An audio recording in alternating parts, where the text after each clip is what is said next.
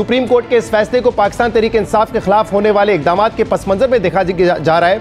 वहीं इस बात का जायजा लेना भी जरूरी है कि इस केस में पाकिस्तान तहरीक इंसाफ ने कहां लूप होल्स छोड़कर अपने पैरों पर कुड़ारी मारने का काम किया है, क्योंकि इस केस में मुतअद्दिद मौक़ों पर पाकिस्तान तहरीक इंसाफ के वकला की तैयारी पर सवाल उठते नजर आए और बाज़ अहम मामलात में पाकिस्तान तहरीक इंसाफ के वकला अपने दलाइल के ठोस दस्तावेजी सबूत भी नहीं दे सके।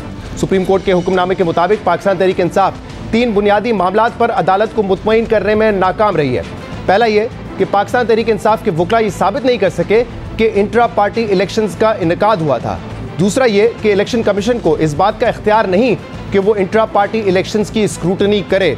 और तीसरा ये कि पाकिस्तान तहरीक इंसाफ इस बात का सबूत देने में नाकाम रही कि अकबर एस बाबर समेत 14 दरख्वास्त गुजार पाकिस्तान तहरीक इंसाफ के रुकन नहीं थे।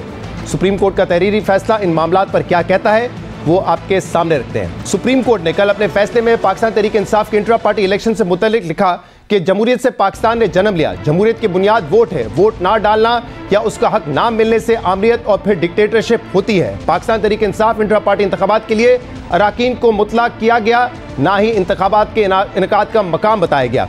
एक सर्टिफिकेट से यह साबित नहीं होता कि इंट्रा पार्टी इंतखाबात करवाए गए। पाकिस्तान तहरीक इंसाफ ने बज़ाहिर कोई शवाहिद नहीं दिखाए कि इंट्रा पार्टी इंतखाबात का इनेकाद हुआ था। फैसले के मुताबिक हाई कोर्ट की जानिब से यह डिक्लेरेशन नहीं दी गई कि पाकिस्तान तहरीक इंसाफ ने इंट्रा पार्टी इंतखाबात का इनेकाद करवाया।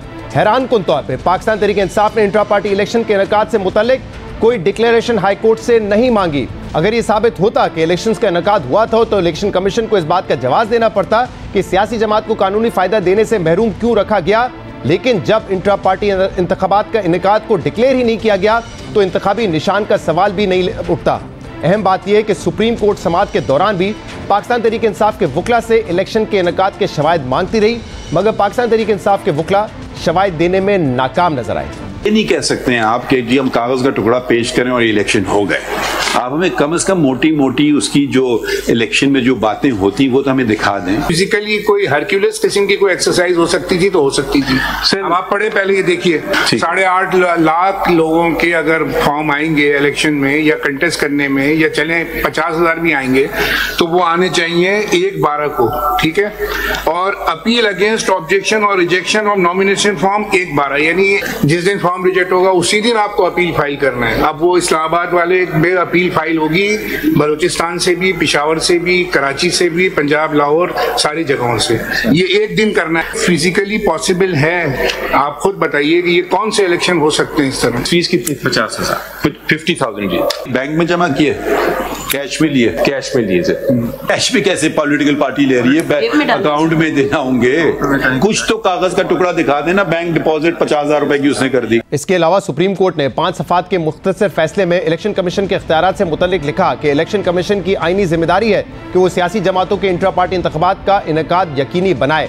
पेशावर हाई कोर्ट से इत्तफाक नहीं करते कि इलेक्शन कमीशन के पास इंट्रा पार्टी इंतखाबात देखने का इख्तियार नहीं है। अगर इलेक्शन कमीशन के पास इस फैसले का इख्तियार नहीं तो एक्ट की सारी शिकें गैर मौसर हो जाएंगी। अदालत ने तहरीरी हुक्मनामे में लिखा कि हम ये मानते हैं कि इलेक्शन कमीशन को इंट्रा पार्टी इलेक्शंस में मामूली बेज़ाब्तियों से कोई सरोकार नहीं होना चाहिए, मगर इस केस में Pakistan Tehreek Insaf prima facie evidence देने में भी नाकाम रही कि इंट्रा पार्टी इंतखाबात हुए थे। फैसले के मुताबिक इलेक्शन कमीशन ने बदनीयती का मुजाहरा किया और ना ही पाकिस्तान तहरीक इंसाफ के साथ इम्तियाजी सलूक किया है।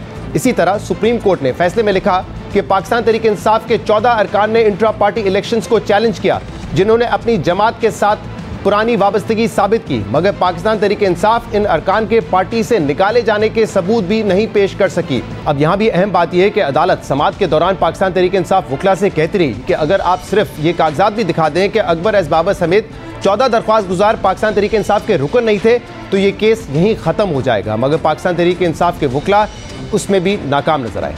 14 लोग हमारे सामने कि जी हमें इलेक्शन तो लड़ने दें, हम हार जाएं बेशक। उनको पार्टी डिसिप्लिन के तहत टर्मिनेट कर दिया हुआ है सिर्फ 2018 में। अब दिखाएं, मैं हम बार-बार ये सवाल पूछ रहे, दिखा दें। मैंने भेजा है इस पेज पे।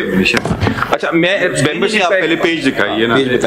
इसमें नहीं ऐसे टर्मिनेशन लेटर की कॉपी वो अलग से आपको दे रहे हैं। ऐसा नहीं होगा ना, एक चीज को खत्म करें ना बात को, फिर तो फिर आपकी केस स्ट्रांग हो जाता है। You have to show, if he is not a member, show us from the record. ठीक है, you followed ठीक है sir, if I can't show तो आप assume करिएगा कि he is a member।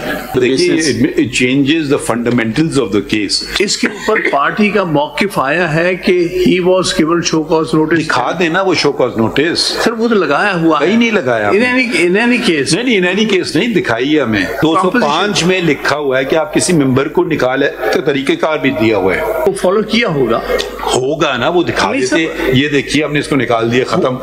ये वो वजूहात हैं जिसकी बुनियाद पर सुप्रीम कोर्ट ने पाकिस्तान तहरीक इंसाफ को इंतखाबी निशान से महरूम कर दिया है।